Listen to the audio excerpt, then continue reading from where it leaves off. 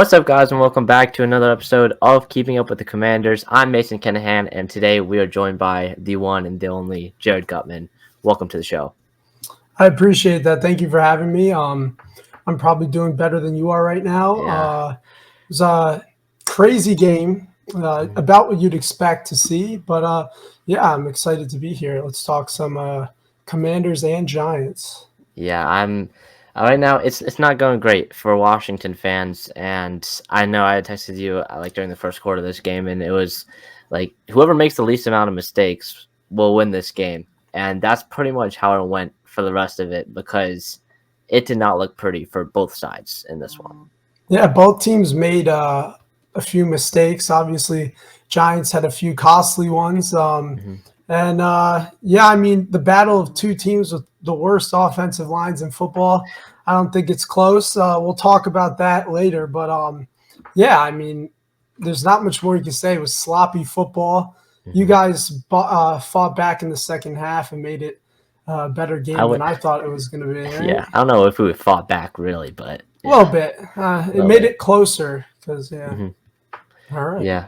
Well, I guess we could start off with the quarterback play because even that was atrocious. Tyrod had a solid game actually. When I look at the numbers, it was pretty solid. Yeah, Tyrod looked good. I know coming from this game being in the New York media, it's going to be Tyrod should start over Daniel Jones, but he made some plays that I don't think Daniel Jones would have made, pushing the ball down the field. He actually does have a pretty good deep ball. Surprised me a little bit, but I still think Daniel Jones is the quarterback. I mean, we paid him 4 years, so he's got to be the quarterback. But I was pleasantly surprised with Tyrod the past 2 weeks. Yeah, how about you with Sam Howell? Yeah, well, first of all, Tyrod Taylor finished with 18-29, 279, 2 touchdowns, took 4 sacks. But for Howell, it was not great. Once more for Howell, he threw over 40 passes, which was something that Rivera emphasized he didn't want to happen with Howell at the beginning of the season. He was 22 of 42 for 249 yards, an interception, and 6 sacks in this one. Well, they weren't all his fault this time, which was something that going into the game we saw a lot with Howell. A lot of the sacks were his fault. But in this game, your offensive line just couldn't hold up, mostly on the interior. But Wink Martindale overwhelmed you guys with some blitzes, and that's when we got home. Yeah, especially on the 2nd and 10s, 3rd and 8s and stuff like that, 3rd and longs. He brought the pressure, something that he's known to do, and Washington just did not have any answers whatsoever. I have some notes. Sam Howell, this was a tweet at halftime from one of the beat reporters. Howell had a time to throw of 2.2 seconds at one point in this game, which is crazy. It's like nothing. It's like hit the back after your drop and then you're swarmed. Like that's nothing. And then in terms of his sacks, so far this season he's been sacked 40 times, on pace for 91 sacks this season, which again the record I believe is like 75 for one season. And I understand because I'm a Giants fan. I know exactly how you're feeling right now. Our offensive line didn't look too hot, especially in the second half. But, I mean, at least we had some time to push the ball down the field. I feel like your offense was coming solely from when you were throwing it up to McLaurin and he was making a play against our rookie corners. But, yeah, I feel you guys. I know I feel like it has been as bad for the Giants. It really has. And, yeah, I mean, we're the only two teams in football that seemingly can't get this offensive line fixed.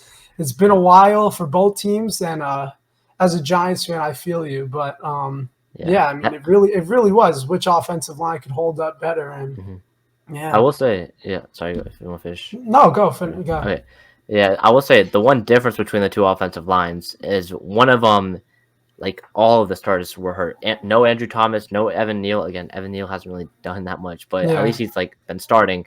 No John Michael Schmitz, the rookie center either. While for Washington, this is the 5 that Ron Rivera went into the season with. There hasn't been any changes the entire season across the line. You have 3rd round pick Ricky Stromberg, who's did not win the starting job over Nick Gates in terms of the center position. He's come in and played some snaps at the guard position so far this season. I believe when Sadiq Charles went down sometime, I believe in the third quarter, maybe it was a little bit sooner, Ricky Stromberg came in and finished up the game. But like, this is the five that Ron Rivera came in with. Andrew Wiley, a guy that Rivera prioritized in free agency, a guy that he made sure to go out and sign very first day free agency opens. One of the first signings was signing Andrew Wiley to a 3-year deal. And this guy has been, it's worse than last year. It cost me at right tackle last year, because I don't know if I've seen a worse right tackle. Like, well, we got Evan Neal, so I don't know about that. Well, yeah, Evan Neal is pretty bad too, but yeah, like, but I remember Ricky Stromberg coming out. I loved him. Mean, tough center. Actually reminded me sort of Nick Gates. So Nick Gates and his Giants little reunion, whatever. He just both of them were just getting beat consistently. Dex had Gates' number, but I mean, I love Nick Gates. He's one of my favorite Giants of all time. Love the guy, but I mean, he's obviously was not getting it done. It was like a turnstile, just like the Giants. But yeah, and then Wiley, I remember with the Chiefs. I remember him for bad reasons, not good reasons. But yeah, a lot of penalties. Charles Leno, I saw he had a few false starts. He was getting beat by Kayvon a good number of times. Yeah. Not good, but not much better for us. So yeah. Yeah, it was how many? What? Tyrod took 4 sacks. Howell took 6 sacks. I feel like Howell. I mean, it says 6, but he was under pressure. There's countless amount of times he had to just throw the ball away into like no man's land because of how much he was under pressure. But there's that, and then kind of more talking about the run game here. Saquon this was his second game back, right? He played last Monday. Yep. So second game back, 21 carries, really kind of was one of the main weapons used in this one for the Giants. 21 carries, 77 yards, and had 3 catches for 41 yards and a touchdown. So what were your thoughts on Saquon's performance today? Well, I mean, he does historically have the Commander's number in past games. But, yeah, I mean, you could tell Saquon's not 100%. He dinged up his left arm again, fumbled. I think I saw one fumble in the previous 1,072 snaps. So, I mean, it's uncharacteristic of Saquon, but that's just been our season. It's just lackluster. But I thought he had a few good runs, where he showed his showed his burst. But yeah, I'm still looking for that prime Saquon. But he did have a great reception. Tyrod did a good job getting it to him, and he made, I think it was Jamin Davis miss. Yeah, Jamin Davis. Yeah, he's been up and down for you guys, mostly down. But yeah, I mean, Saquon was Saquon. Yeah, the injuries scare me with him, but yeah, we'll see. We'll see what happens. But yeah, as in terms of the Washington run game, a little bit of a surprise in terms of the box score. Chris Rodriguez, especially in the fourth quarter, kind of became the lead back for Washington on their possible game-winning drive. 7 carries for him, 31 yards. Brian Robinson, 8 carries, 23 yards. And Gibson only had 2 carries. But, like, I mean, Chris Rodriguez, a 6th-round pick, who, again, we look at this past draft class for Washington. Forbes, I don't think, played at all in this game. I think I saw him in for like 1 or 2 snaps. 1 or 2 snaps. I knew he wasn't going to start because that's what the coach, that's what they said. But crazy. First round pick Forbes playing 2 snaps. Quan Martin has barely played this season. Today was the game played the most. He looked good. Got hurt. I believe he came back. But did he come back? I don't know. But he looked good. He had like a deflection, and then he had a great play on special teams. 3rd round pick, we talked about Stromberg. Brayden Daniels hasn't even played. He's on IR for the season. KJ Henry hasn't been activated once. The 5th round pick. 6th round pick, Chris Rodriguez, and 7th round pick, Andre Jones, have been 2 special teamers. Like this, I mean, I know we're only 7 games in, but this draft class is not looking good. It's got to be atrocious. So, yeah, in terms of rookies on the Giants side, one that made a few big plays today, Jalen Hyatt. 2 catches for 75 yards. Yeah, I mean, I think he had Benjamin St. Juste's number 1 or 2 times. I don't know if that second catch was on him, but yeah, I mean, Hyatt Hyatt's looked good, and he's looked better with Tyrod because Tyrod's not afraid to air the ball out. But I mean, I feel like we knew this coming out. Jalen Hyatt, he's a speed threat, and he gets open deep, and he's done exactly that. But I think more, especially against Buffalo last week, he showed you he got good hands in the middle of the field, and I feel like he could run a few more routes than people expect. So I've been pleasantly surprised with him. Hopefully, we could get some more blocking up front to air the ball out more. But I feel like we did it a good amount here against you guys, and I think we did a pretty good job with that. And other rookie, Deontay Banks, he put up a fight against Terry McLaurin. Definitely better than Emmanuel Forbes. Sorry, I had to. But I don't even know. I don't know. He about didn't show up today. Yeah, but I definitely better than Emmanuel Forbes. But I will say with Banks, he is handsy, which does get the best of him sometimes. I know he had a few flags. I think he had a hands to the face, something like that. And a hold, I think, or something. Holds, yeah. But I mean, he does fight, and I like the intensity from a rookie like that. He's a fun player to have, and I think he could be good down the line for us. I mean, he's just a rookie, and I would say with Emmanuel Forbes as well. I mean, he's a cornerback, and you got to give him time. He has all the tangibles. I don't know about that, well, I mean, he has the height, needs to add a little bit of weight, and he has the speed. You just got to hope he gets coached up. He's a cornerback. But yeah, not a good start. Not a good start. I will say, yeah, Banks, it doesn't really mean that much, but him being the second leading tackler for the Giants today was he made a few good tackles. Yeah, he was pretty much all over the field. And had Terry, like a bunch of Terry McLaurin, he finished 6 catches of 90 yards on 9 targets. But I would say a majority of that came on the final 2 possessions for Washington, which they made sure to line Terry up against some of the other corners, I believe. So I think like Banks will look at what PFF says in a day or two from now about that matchup. But Banks had a great game against Terry. Jahan Dotson, who has been very, very underwhelming so far this season, finishing with 5 catches, 43 yards on 8 targets. I still think Dotson, I still believe that puts him under 200 yards for the year. Yeah. 183 for the entire season so far. And I was excited for Dotson, man. And I mean, I still think he's a pretty solid receiver. It's just been a weird year for you guys, and it's been a weird year for us. But the hope is that you guys could push the ball down the field more, which will open stuff up in the middle for Dotson. I mean, Curtis Samuels looked pretty good for you guys as well. I mean, you guys have the number 1 in Terry McLaurin. I think Jahan Dotson's still a good compliment. And, I think you guys have the receivers for a successful offense. It's just figuring out that O-line.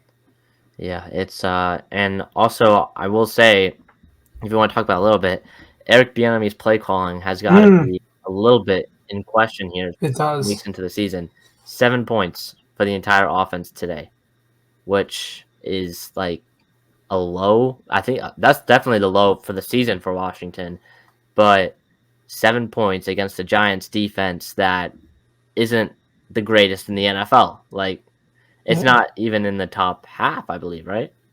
We may be now. I don't know. Well, now you are, but but coming into this game, it's I think the defense turned the corner last week against the Bills. It really hasn't been the defense that much. We've gotten turnovers. But, I agree with you. The offensive play calling for the Commanders really hasn't been great at all. And I thought going into the second half, there'd be a lot more max protect right off the bat because we were just getting at you guys with 5 or 6 blitzing every time. And we just kept getting home. And I know the game could have been sealed right then and there when we got home and either grounding, whatever. He was outside of the pocket, so it wasn't grounding. But he chucked that ball right to Kayvon. Could have been a pick 6 that probably without a question ended the game. But guys caught a lucky break there, and I was sweating. Yep, and it kind of again a little bit of a scare with Sterling Shepard's muffed punt, which put Washington in great field position. But beyond that, Washington didn't. They entered the red zone one other time, which they had a blocked field goal. So 2 red zone trips. One of them was like kind of fake because of the muffed punt, but the other, a blocked field goal.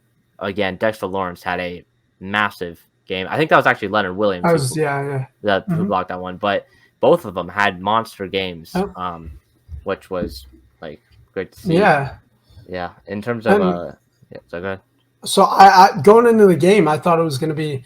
I obviously knew Dexter would get after it. Leo, he's been up and down this year, but he's been pretty good pass rush actually, but he just hasn't gotten on the stat sheet. Same with Dex actually, but Dex has just been grading out perfect.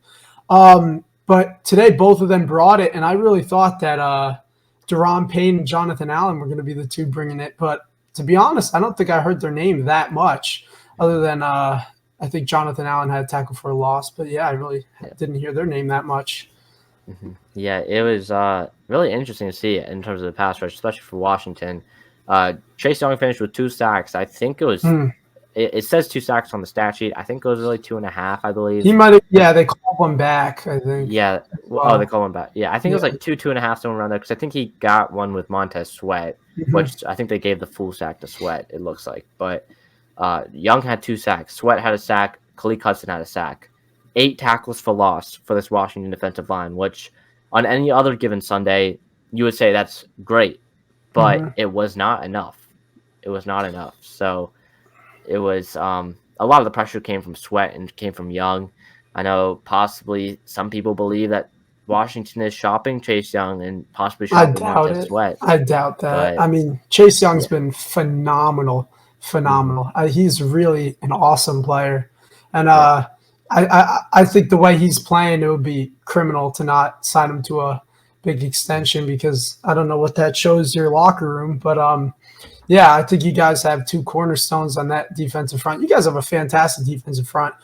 I just think that Giants got it done a little bit better than your guys is, and that's really all. It's a little bit surprising, but I mean, it happened, and again, like, I wouldn't say Rivera would be like against trading Chase Young, but I don't think it'll happen, because why would he, with him as hot of a seat that he's on right now, which after this game is like as hot as it's ever been, because putting up 7 points and the Giants really only scoring 14 points and you still lose the game. That's very embarrassing. You wouldn't want to trade away one of your, I would say probably the best defensive player on your team right now, in terms of how they're playing right now, and it hurts the team performance even more. And what especially from too. Yeah, especially because he's so young, and I mean, this is really the first time in 2 years that we've seen a healthy Chase Young, and he's really been the guy you thought you were getting out of college. And you guys are still, I mean, you're 3-4, you're in the NFC, so anything could happen. I saw your schedule is not really that fun coming up. It's not fun at all. No, it's not fun, but you guys stay in games. You guys should have went for 2 against the Eagles, but we won't get into that. You guys stay in games, and you won't be facing a interior quite like the Giants every week. So, and your defense should get it done. I mean, you guys got the players. Yeah, the defense should be getting it done. But again, ranked in the bottom half right now. Nothing. Going into this game, opposing offenses were averaging 390 yards per game against this Washington team. That's not good. You're not gonna. It's shocking saying that coming into this season, Washington was expected to be arguably the best, have the best defense in the NFL, and they have the potential to be the best defense in the NFL. And now you're ranked in the 20s somewhere. It really doesn't make sense. It does not make sense. And again, Jack Del Rio, 2020 had one of the best defenses in the NFL. 2021 had one of the worst defenses in the NFL. 2022 last year had a great bounce back year, put him back in the top 10. And now here once more, it's looking like another repeat of 2021. So, yeah, but I mean, I would say that your defense, on the stat sheet doesn't say it with all the yards they let up, but they were getting it done somewhat. 14 points. They should have allowed probably a little more than that. We missed the field goal, and Saquon fumbled in the 10. But regardless, I mean, you guys get after the quarterback. You have a solid corner. Was it Fuller? Yeah, Fuller. He's a very solid corner. I think your linebacker core is really your biggest weakness by far. And then you guys just lost Barton, so not good. Yeah, Cody Barton was out for the game. Was it an ankle injury, I believe? I'm not sure. I think was it concussion? No, Martin had a concussion. Yeah, Martin had another concussion. That's not good. Which is not the second of the year. And Barton had some injury, put him out for the game. Did not look good. Deron Payne went down on a knee. Like I was scared to punt that ball at the end because something could happen, and we got blessed because he couldn't get off the field. Yeah, I don't know what happened to him. It was just Tyrod Taylor was just taking a knee, and then he goes down with an ankle injury. Looked like had to get helped off the field. Gave the Giants the win, pretty much, as they didn't have to punt it away. But like it's the injuries coming into this game. Clean slate for Washington. No one was on the injury report, and again, he had this one like 3-4 players. And that's the difference. Yeah, that's the difference between you guys and the Giants. Is our injury report was littered with a bunch of talented players, and you guys couldn't get it done when you should have gotten it done. So you're not good, not good. Yep. So yeah, the kicking was bad. Joey Slye and Grim Gano didn't even make any. Yeah, I mean it's MetLife. The wind's crazy there. Yeah. Right? I will say, I think something that's pretty funny. Trust Way, 10 punts for him, and Jamie Gillen had 8 punts. So game of punts. Some really good punts. Yeah. Yeah, and some of them were really good. Trust Way had 4 inside the 20, and Gillen had 2. So I mean, punt zone game type thing. So if it makes you guys feel better, you guys got an all-pro punter. That was about the only positive the Giants had going into this week was that Gillen looked great. But special teams has been an absolute disaster for the Giants. Our only viable punt returner is now who we had going into the year is now on your team, and he looks fantastic, Jamison Crowder. And you obviously saw what was wrong with our punt returners. Yeah, I don't know what's going on. Yeah. All right. Well, I mean, a 14-7 loss is a tough one to swallow. I guess we can start here with Jets Giants next week. Your Giants. How are we feeling about that? Zach Wilson, the Jets, I believe they're going to be coming off of a bye week. They don't play this week, right? I don't think they play this week. Yeah. Yeah. So they're going to be coming off of a bye. How confident are we? They're on a bye. I'm going to be as optimistic as I possibly can going into this game, but I don't know if you can be. The Jets defense is probably it's definitely top 3, top 5 defense in this league. I'd say they're solid everywhere, and hopefully we get Daniel Jones back. I think he is going to return. We're not very good against the Jets in recent memory, and I'd say that their offense doesn't scare me at all. Especially with their beat-up offensive line. Breece Hall? Yeah, Breece Hall's looked good coming back, better than I expected. But, I mean, with Zach Wilson at quarterback, I think it's going to be more Wink Martindale throwing some crazy stuff at him, just like today against Sam Howell. Yeah. But Jets-Giants, I mean, it's always fun. It's always going to be loud. There's going to be a lot of – I don't know who's home, but I don't think it matters that much. Yeah. 2-5, maybe we can make a run, right? I will say, I was looking at Caleb Williams and Drake May, more Drake May than Caleb Williams, so we can get into that later.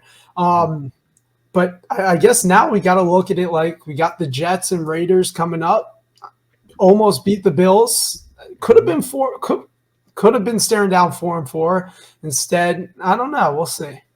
Yeah, I mean there's some optimism. There's a little bit of optimism. It's not fun. For the Giants. It's not fun. It's not. Yeah, it's not a lot. It's not fun. But I mean, the Giants, they got a few easier opponents coming up. Yeah. As for Washington, it's gonna. This Giants game ended the stretch of having the easiest part of their schedule. From here on out, it's playoff team after playoff team after playoff team, or playoff caliber teams after playoff caliber teams. You have the Eagles next week at home. The rematch we know happened in week 4. This time they're going to be at home.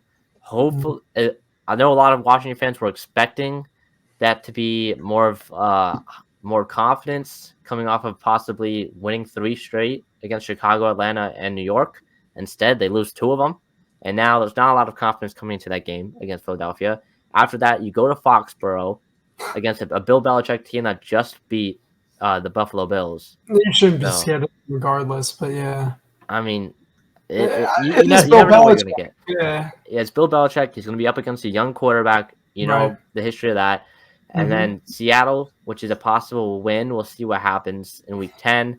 The Giants again in Week 11. And then a stretch of Dallas, Miami, the Rams, Jets, 49ers, Dallas again to finish off the year. It's bad. Hey, Joe Alt is a great tackle. Joe Alt is no, but yeah. I mean, that's the difference between you guys and us is we just got through our hardest part of the schedule. Yeah. I know we have the Eagles 2 of our last 3 games, but you guys are entering it, and you got to pull out some games that people aren't going to expect. I do think you'll keep it close against the Eagles like you always do, but good luck. Good luck. It's a pretty big good luck, but yeah, that'll pretty much do it for this week's episode. Where can people find your work? I know you work with me at TWSN, but where can people find your work? I guess you can find my work on my Twitter. It's at MYGTSI.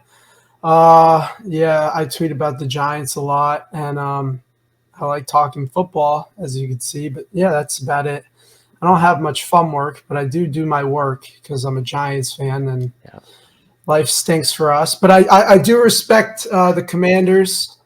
Being in the NFC East is not easy, and having as little success as you guys have had in recent memory, you know, it makes me feel for you guys. I sympathize with you guys, and I respect you guys more than I would say a lot of teams in the league. And saying that we're in the NFC East, that's big coming from me. But you know, you fans, Commanders fans, you guys are reasonable fans, and I respect you guys, and I root for you guys when I can, especially against the Eagles and Cowboys. We can agree on that, right? Yeah. Well, yeah. Thank you for hopping on. A lot of respect to you hopping on and stuff. Thanks for the time. That'll be it for this week's episode of Keeping Up with the Commanders. See you guys in the next one. Peace.